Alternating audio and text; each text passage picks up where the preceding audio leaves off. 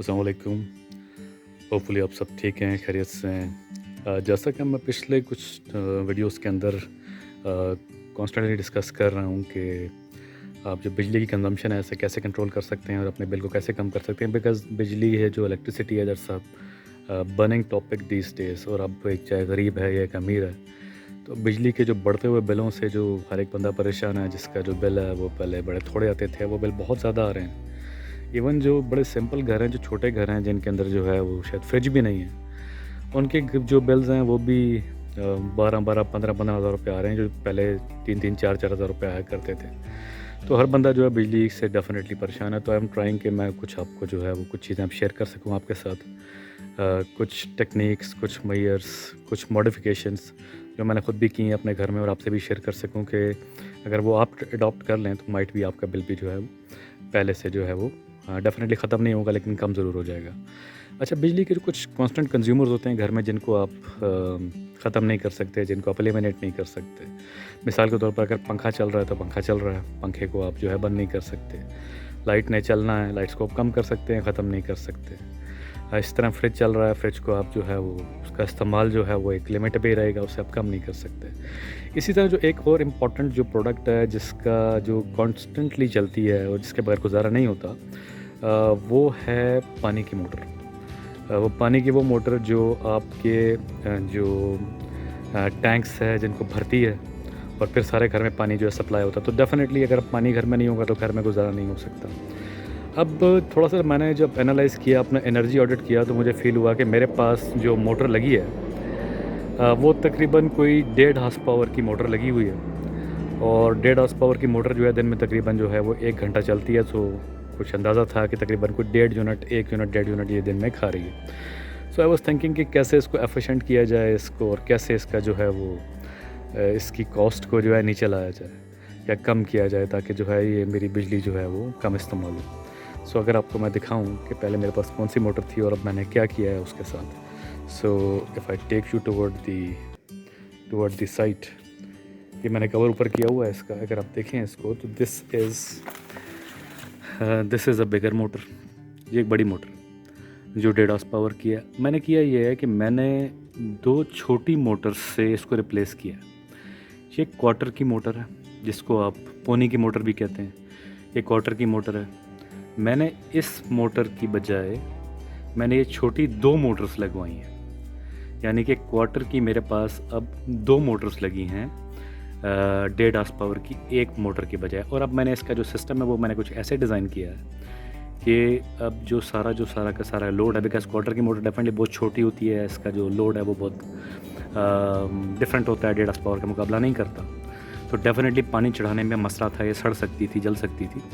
तो मैंने किया ये है इसको कि मैंने इसको रिप्लेस किया है 2 छोटी मोटर्स के साथ। और अब मेरा जो पहले 1.5 हॉर्स पावर की मोटर काम करती थी, अब वो मेरे आधे हॉर्स पावर में हो रहा है। तो अगर मैं आपको शो करता हूँ कि मेरी दोनों मोटर्स कैसे लगाई हैं, तो ये एक मोटर लगी है जो आप सामने देख रहे हैं, this is a bigger motor, ये 1.5 हॉर्स पावर की है।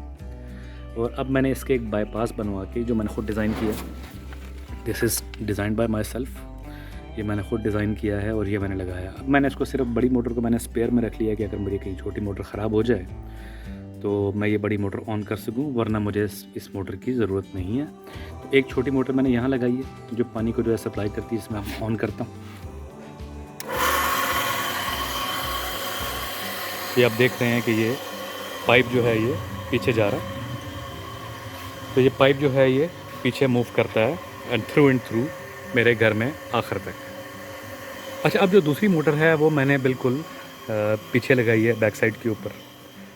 तो अगर आप देखें तो इट्स अ लॉन्ग वाया, काफ़ी लंबा फासला है अगर आप इसको देखें।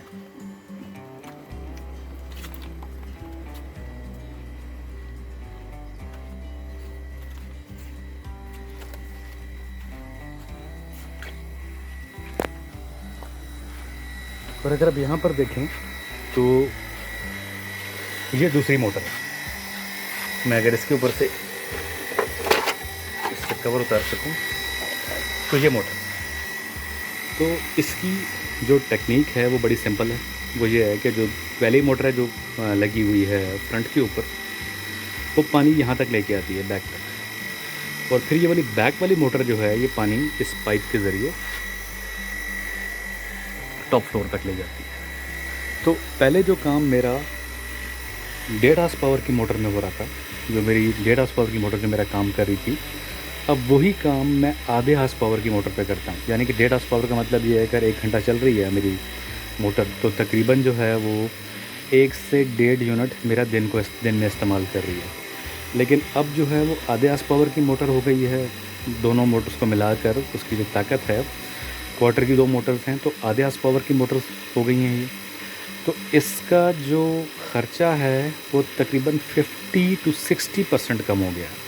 यानी कि पहले अगर मैं महीने के 40 to 45 यूनिट्स इसके इस्तेमाल करता था, तो अब मैंने इसको रिड्यूस करके तकरीबन 15 से 18 यूनिट्स के ऊपर मैं इसको ले आया।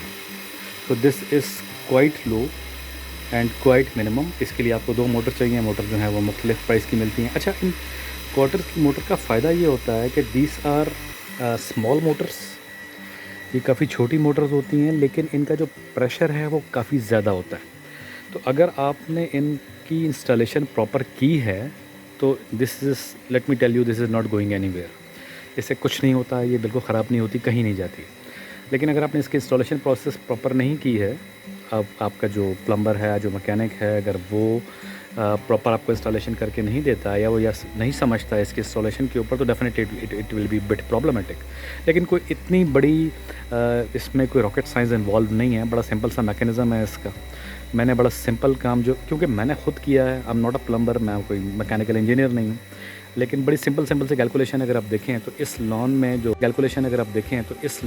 जो अगर आप सामने की दीवार देखें तो उस दीवार से लेकर यहाँ तक मेरी एक मोटर जो है पानी लेकर आ रही है, और यहाँ से फिर छत तक जो है वो दूसरी मोटर जो है वो पानी लेकर जा रही है। तो मैंने सिंपली एक मैथमेटिकल कैलकुलेशन करते हुए टोटल लेंथ को 2 पे डिवाइड किया है, 2 मोटर्स के ऊपर। अब मेरी जो पहले 1.5 हार्स पावर की जहाँ पर एक मोटर काम करती थी, अब मेरी वहाँ पर 2 मोटर्स काम करती हैं और ख़र्चा जो है वो कम करती हैं उसके निस्बत। तो अगर आपके पास दिस वन टाइम कॉस्ट, अगर आपके पास छोटी मोटर्स जो हैं वो घर में अवेलेबल हैं, छोटे पंप्स, तो आप लगा सकते हैं। अगर अवेलेबल नहीं है तो ये जो क्वार्टर का पंप है, ये तकरीबन आपको 5,000 के लगभग मिल जाएगा। इसमें आधी की भी आती हैं, लोग आधी रिकमेंड करते हैं, लेकिन मैं क्वार्टर रिकमेंड करता हूँ बिकॉज़ वो हाई स्पीड होती हैं और ख़र्चा उनका बहुत ही मिनिमल होता है।